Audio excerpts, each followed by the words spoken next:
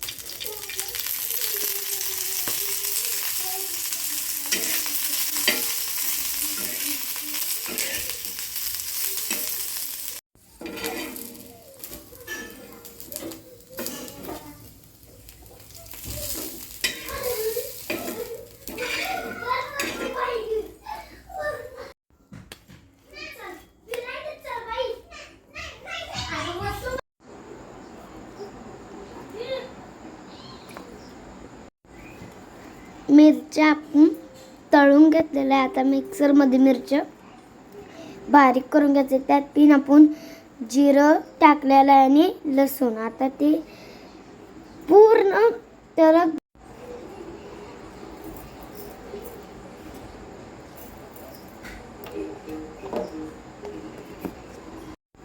तर हे बघा आपण मिक्सरमधनं मिरची लसूण आणि जिरं आपण घातलेलं बारीक मीठ पण टाकलेलं आहे.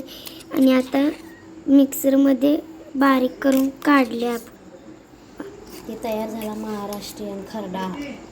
ह्यो तयार झाला महाराष्ट्रीयन